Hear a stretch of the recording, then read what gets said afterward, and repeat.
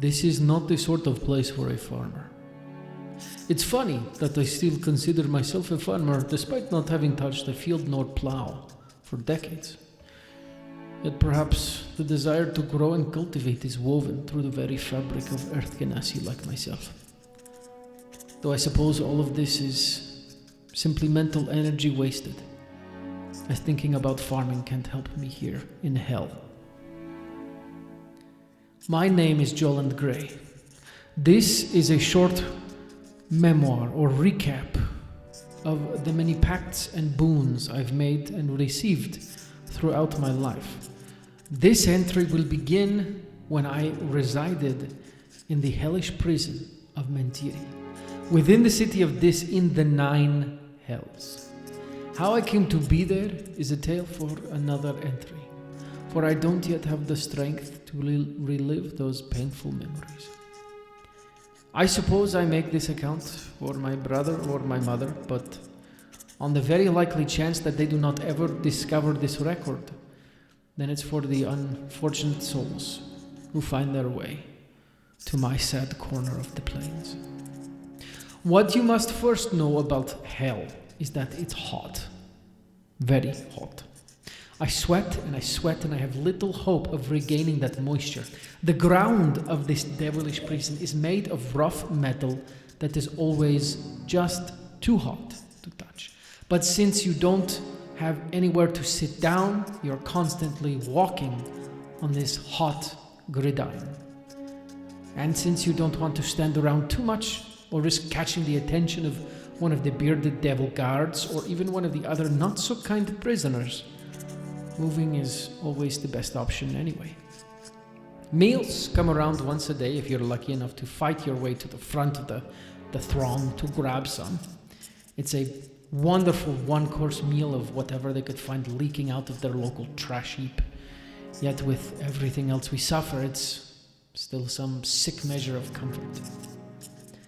I'd been in there for about 6 weeks and managed to keep myself out of trouble. At first, I was utterly despondent, but after a week or so, I found some minor motivation to try and better my situation. I realized that perhaps my skills as a brewer might come in handy. So I had convinced one of the local guards, a bearded devil by the name of Gut, to smuggle in some ingredients for me to make alcoholic and other drinks. After a while working with Gut, I've gotten to know him and understand his moods a little bit. I say know and understand, but how can one truly know and understand a devil? Regardless, I noticed something strange one day when God failed to bring me my meal separately like we'd previously agreed. We'd made that other deal that I would provide him with a potion that could make someone, evacuate their bowels unwillingly, and in exchange, he would get me food so I did not have to fight the horde of prisoners vying for a mouthful. But that day, Gut did not show up. Instead, he served the rest of the prisoners while I watched from my secluded alcove above. I almost didn't notice it, actually, because that day I was lost in thought, thinking about Opal and Aurora. After Gut had made his rounds with the rest of the prisoners, I went to find him to speak privately. Strangely, he seemed nervous and agitated, which was odd because he is 9 feet tall. He explained that there were many more brokers present today than usual. Many more. And interestingly, I hadn't noticed, but maybe not so interestingly because I'm not entirely the most observant person. While we spoke, a strange fellow approached us on a carriage pulled by skeletal horses. This fellow seemed happy and cheerful despite being in such a hellish place. It was honestly somewhat off-putting at first, but I must confess I brushed off his attempts at friendship. My time in hell had somewhat strengthened the cynic in me, and I felt myself defensive and abrasive. At the time, I did not recall his name, and despite his attempts to spark up friendly conversation, both Gut and I ushered him along so we could continue our conversation. That conversation turned out to be fruitless, however, as Gut produced more of the supplies I desperately needed, but I did not gain any more food. After talking with Gut, I returned to my alcove and inspected the gallery seating above, where the brokers would spectate. Indeed, there were many more brokers in attendance, which actually made me both scared and nervous, and somewhat excited. As a businessman, I'm familiar with taking calculated risks. However, in hell, I felt I did not have a foundation to stand on. That said, I concluded that for Opal and Aurora, I had better do something, and do something quick, or I would not last long. It was strangely right at this moment that two very odd things happened. First, I heard a curious voice ask me, "Are you a survivor?" I responded in the affirmative, and then the voice probed further by asking, "What was your reason for survival?" Though, now looking back with extreme chagrin and honestly some embarrassment and regret, I answered that my reason for survival was revenge. And as someone who has lost so much at the hands of those I trusted, revenge was all I had left. It seems that something I'd said caused the disembodied voice to react in some way, because no sooner had I responded than out of thin air appeared a playing card, a 3 of clubs. I did not know what it meant, but when you're in hell, you don't really have a chance to ask a lot of questions. The second thing I noticed was a commotion down below my alcove. I noticed an elf being pursued by one of the bearded guards, not Gut, but this guard had been set off by something the elf had done, because both him and Gut were now going on a killing rampage, slaughtering prisoners left and right. This elf man was running away from the other one and pulling in his wake a very strange creature. He looked like a man with like a strange button-up shirt, but his head was the head of an ant. And for some inexplicable reason, these two were running from a bearded devil. They ran right to the wall of hammocks directly beneath me and started climbing. Unfortunately, the ant-headed man slipped, and both he and the elf tumbled back towards the bearded devil. I thought they were goners. But right at this moment, the bearded devil was cut to pieces by thousands of shards of ice, seemingly materializing from nothing. Seeing that devil cut down was both the most terrifying and hopeful thing I've ever seen in my life. You see, when you live in hell, you slowly sink into this understanding and a realization of how powerless you are, even clinging to what little power you have. That's why I continued brewing, even if I was brewing swill and poop potions. It was something I could do. It was the only thing I could do. But when I saw that bearded devil torn apart, I assumed it was that elf and that strange ant-head friend of his. And, well, I steeled my resolve to impress one of the brokers, or more. So I decided to go down and introduce myself to such a strong and powerful being and hopefully make some sort of ally. My descent, as usual, was not so graceful. In my youth, I loved to dance the Luminarian at the Wintercrest Festival, and I was quite good at it. But back then, I was a farmer, used to working all day under the cloudy sky. In recent years, I've spent a little less time on my feet and a little more time working my mind. And my mind has served me well. It's built me a thriving business and trade, and honestly, it's kept me alive here in the hills. So despite after my tremendous fall, I was determined to use my mind and make powerful allies that would take me from this hellish prison. I approached the strange pair and introduced myself.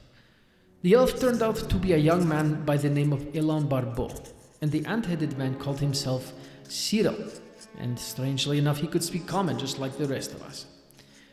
And the relationship between these two was very unclear to me at that time, and as I spent more time with them, it just became more muddy and muddled and unclear. I asked questions about what had happened, and unfortunately few answers were forthcoming. But I did discover Elon was not the source of the ice storm, and in fact he had received a playing card as well from thin air, his being the Four of Hearts. At this point, another man joined us, presumably having the same idea as I had. Oddly enough, this was the rough-looking fellow that I had met earlier while talking with Gut, and he reminded me that his name was Wolfgang Keinsdotter, and he'd also received a playing card. At this point, I was trying to take the full measure of the two. One was a sea elf with immaculate skin and long blonde hair that one should not have in hell, while the other man was a pale man with red eyes and a very unkempt beard of mutton chops. I have to admit, those red eyes gave me a start at first, simply because of the stories one hears about such things. My fears, though, were soon calmed down as we came to know each other, and I learned that each of these two companions have kind hearts for the most part. Looking back, it's amazing to think that three souls could find their way to hell and still persist in trying to make the world a better place. I suppose out of the three of us, I had resisted the constant temptations to descend into evil the least. My cynicism had only grown in hell. And admittedly, I only stuck with those two because I thought them powerful allies and perhaps a means of escape. Looking back on one's life, one may discover dead ends within a maze of one's experience. While each dead end serves to make up the maze, one can only look back on it with regret and hope that others may learn to avoid such things. My attitude in that time period is one of those dead ends. But still, newly banded together, our little troop set off to find a private area to discuss what we might do to gain the favor of the brokers. As we did, we made another discovery. A dredge by the name of Drolax had also been granted a card. We discovered that Drolax knew something about these cards, and we also discovered that Drolax was no ally to us.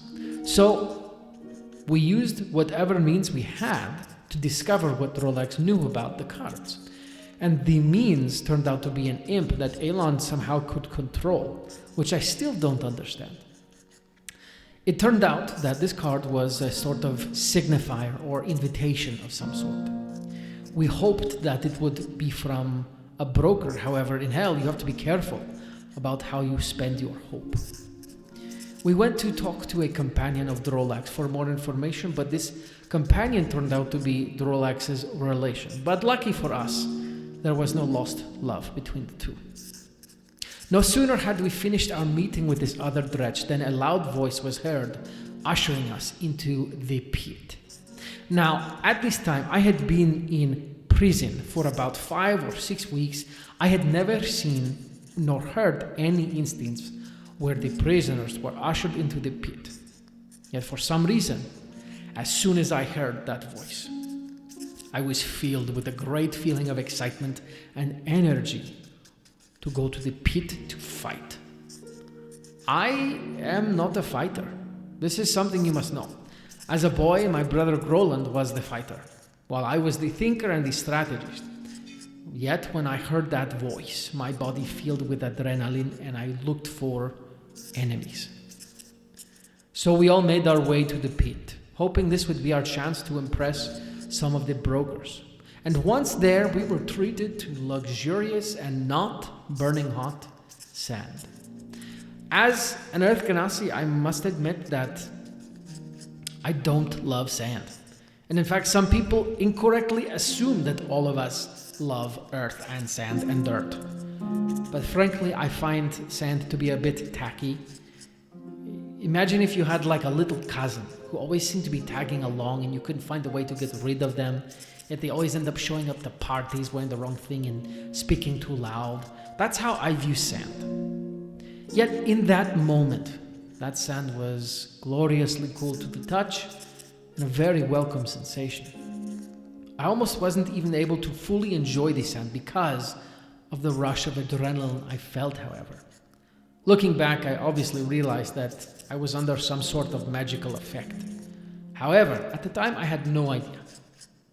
Elon and Wolfgang seemed to show no signs of the same effect, but they followed me into the pit where we discovered other prisoners and a massive pile of weapons.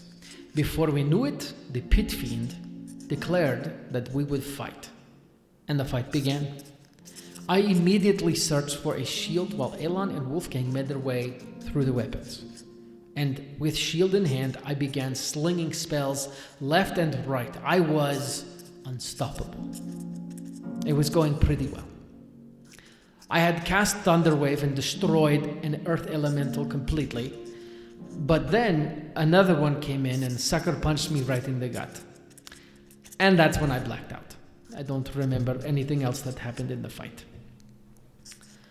I came to, later on, floating in a sea of stars.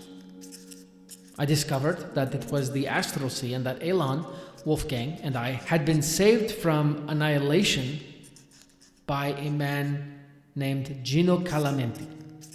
He had the strangest attire with a tannish hat and a coat that had way too many pockets and was way too long. And as we floated in Astral Sea, Mr. Calamenti offered us a deal. Honestly, we would have probably accepted anything he offered us because he had gotten us out of hell. But the deal he offered us was to let us go at the material plane, and in return, we would go investigate something called the lethargy. That was supposed to be a sort of like this force that was eating the entire material plane. Again, we'd just been through hell, so naturally we said yes. And wouldn't you know it, the next thing I knew, we were falling from the sky. Literally. He opened up a portal in the sky and we were falling towards the open ocean. And as we fell, Elon, Wolfgang, and I tried to do anything we could to slow our descent. But honestly, there wasn't much I could do. I sort of tried to make myself big and take up more space, but there was nothing. And we did have a target, so to speak, to aim for, but we were aiming for one of two ships that happened to be sailing in the ocean for some godforsaken reason. And we missed both. Instead, we impacted into the open ocean, which felt good because the water was cool and not burning, but the impact, well, it knocked all three of us out. And even if it hadn't, I am not a good swimmer. But luckily for us, one of the boats we were aiming for came and picked us up out of the water. And that was when I met Mr. Lester Lemon. He is a very strange old man who only uses his feet for most things, even though he can use his hands, and his feet are immaculately moisturized. Do not ask me how I know that. Wolfgang was also pulled from the water, but Elon was instead eaten by an enormous devilfish. Yes, this fish was bigger than the entire tugboat that we were on now for some reason. And Lester, Lemon, Wolfgang, and myself, who knows why, but we decided to jump over the ship and go towards the big fish to save Elon. As we did, this fish decided to swallow the other boat that we were aiming for, which turned out to be a pirate ship with hundreds of men. And while the fish was gorging himself on this macabre feast, we tried to locate Elon. It wasn't actually that hard for us because he just kind of swam out of one of the gills of the creature totally fine. And honestly, all things considered, hell versus a monstrous fish the size of half of Oaklandale, the fish gave us a much easier time. I speak for myself, of course, but maybe Elon had a different opinion. Anyways, after we finished fishing Elon out of the fearsome fish, we set sail for land. And at this point, we were in the waters near the nation of Tirash.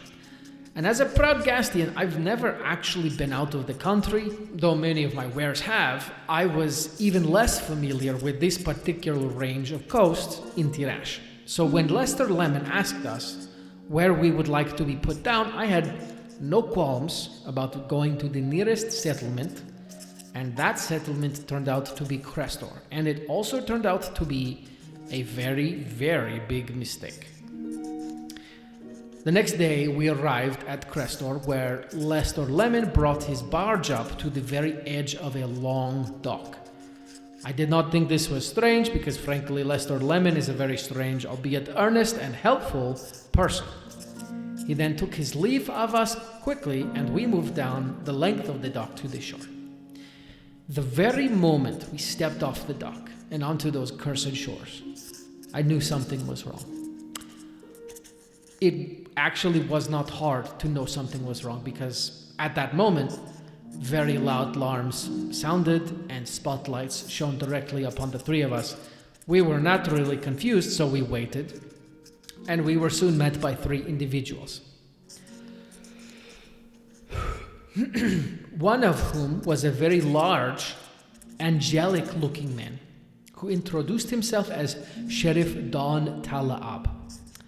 And the other two were his deputies, and he was the sheriff and owner of the settlement of Crestor. He then informed us that we had just trespassed, and that the penalty for such a misdemeanor was a fine of 8,000 gold pieces. Naturally, we had no coin to our name, because we just came from hell. So he offered us a job of sorts, the opportunity to become some of his deputies and work off our debt. We gave him a little bit of our blood, which was part of this transaction, and signed the contract without reading it. But the contract was magically binding, if not legally. And first thing I must say, as a very proud businessman, normally I would read all of the fine print of the contract, but I remind you, I had just been released from hell. So I think I get a pass. At this point, we were all very upset, of course, but what could we do? He had everything, we had nothing. So Sheriff Don led us through Crestor to introduce us to the town, to show us around, and he took us to a particular part of the town. While we were walking, we experienced an encounter that cemented in my mind the desperate and unending need to physically rip the life from the good old sheriff. He murdered the father of a young family. And this father simply tried to fight back against the unjust tyranny of the selfsame sheriff because his child had fallen prey to the same plight we had. His child had stepped foot on the ground